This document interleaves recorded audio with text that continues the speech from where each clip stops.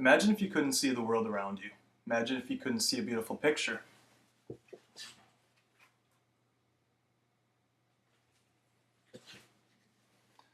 Imagine if you couldn't listen to an inspiring piece of music.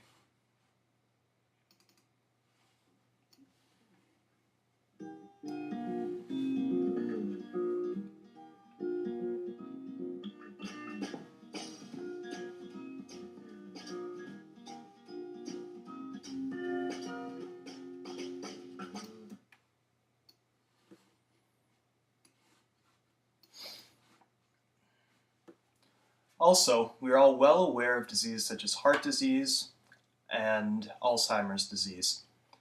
I mention these travesties because blindness, deafness, heart disease, Alzheimer's disease, and a myriad of other conditions are all examples of ailments that may one day be cured by the amazing properties of stem cells. Who doesn't want to live a longer and healthier life? Stem cells may play a part in giving that to all of us.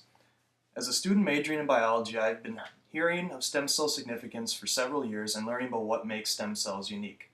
While I'm no expert, I, like most of you, would like to live the longest and fullest life available to me. Today I'm going to speak to you about the properties of stem cells that make them unique. In addition, I'm going to speak to you about the different types of stem cells, as well as their role in curing diseases. Stem cells have two features that make them very different and very special compared to the other cells found within our body. Stem cells have the ability to turn into almost any type of cell, and they can replicate many more times than most cells. Ricardo Dolmetsch, in the periodical Nature, volume 433 of March 20, 2010, compared stem cells to a blank canvas. They may be introduced into a certain tissue, for example heart, liver, or lung tissue, where they will grow into the same type of cell as the cells around them. While the ability of stem cells to take the form of any kind of cell is important, the ability to replicate many times is also important. Stem cells, unlike other cells, have the ability to renew themselves and multiply and divide many times. The ability of stem cells to renew themselves to a large degree and obtain the properties of any cell type makes them unique and important in scientific study, because it allows researchers to replace dying cells and to reform tissues. There are three types of stem cells currently under investigation. The National Institute of Health Resources for Stem Cell Research lists the current types of stem cells as embryonic stem cells, induced pluripotent stem cells, and somatic stem cells. Embryonic stem cells are likely the example that we are all most familiar with. As the name implies, they are derived from embryos, and is explained by Daniel E. Wagner in volume 332 of the journal Science. We all have them at the start of life, and they give rise to all of the specialized cells that make up our bodies. Due to the fact that they are blank canvases, they are most valuable to researchers. This is because researchers can study the mechanisms that drive human development and observe events that happen, such as cancer, the development of cancer. Induced pluripotent stem cells are the second type of stem cell I'm going to discuss. The general theory behind them is relatively easy to understand. The word induced simply means that researchers have taken a normal adult cell and turned it into a stem cell, often through manipulation of the cell's genes. The word pluripotent means that the cell has the ability to turn into different cells. Thus, induced pluripotent stem cells are simply adult cells that have been genetically manipulated to take on stem cell-like traits.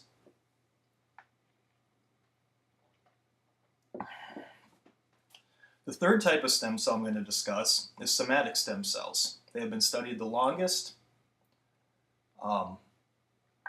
There are many types of somatic stem cells which are found within all of our bodies right now and act to replace the dying cells of one particular tissue. For example, the heart has its own somatic stem cells, and the liver has its own somatic stem cells. Although somatic stem cells are only able to replace cells within one organ, they are still fascinating to researchers. This is because they can turn into a specific tissue. They are somewhat of a blank canvas as well. Think of a canvas with a couple of lines painted on it. It's not quite a blank canvas, but it's not a full picture yet either.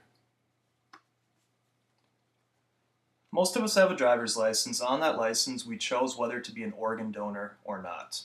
Well, with the current steps being taken with stem cell research, we may no longer have to make that choice. Stem cells will and are already playing a part in curing diseases. The general way in which stem cells function in curing diseases is as follows. Take a patient with heart disease, for example. The patient's tissue is failing. Generally, a heart transplant would be needed.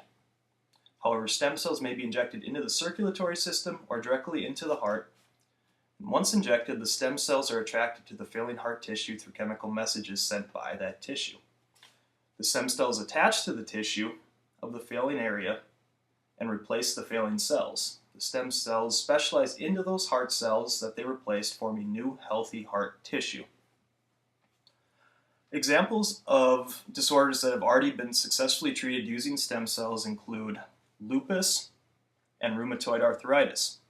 In addition, as reported by Andrew Pollack in New York Times, January 24th of 2012, stem cells have been used in curing certain eye diseases and in some cases increasing visual acuity.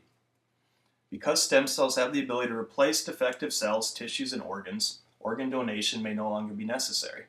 Roughly 18 people die every day because they were not able to gain an organ through organ donation. This number would vastly diminish. Instead, stem cells would be taken from the individuals, grown in a laboratory, into that organ that the individual needs, and then reinserted back into the body. Thus, there would be no need for organ donation and no fear of organ rejection because the stem cells have been taken directly from that patient's body. Maria Montoyo, who had a new windpipe grown from her own stem cells and reinserted back into her body, is just one example. In the television series Nova Science Now, in the episode entitled Can We Live Forever, which was aired January 26, 2011, Maria stated, "I have a sense of ownership. The cells were taken from my own body, therefore I do not have to fear rejection later on." Her windpipe was inserted over a year ago, and Maria is doing fine to this day. The positive ramifications should be obvious. In essence, any ailment caused by defective cells could be treated successfully by the use of stem cell therapy. Today I spoke on the properties of stem cells that make them unique and important for scientific research. In addition, I spoke on the different kinds of stem cells and how these cells are leading to the cures of different diseases. Through the presentation of this topic, I hope I was able to clear up some misconceptions regarding the field of stem cell research for you. In addition, I hope that I was able to highlight the number of positives that stem cells may provide, which will lead them to likely have an effect in our lifetimes. As quoted by Dr. Seuss in the Lorax, published in 1971, "They say I'm old-fashioned and live in the past, but sometimes I feel like progress progresses too fast." Progress happens all around us every day. And as educated adults living in a democratic society, it is our responsibility to stay informed on current scientific research being conducted. Stem cells are likely one future direction that medicine will take. And I urge each of you to consider the many positive factors that stem cells will allow us. Thank you. Oh, that's cool. That's it.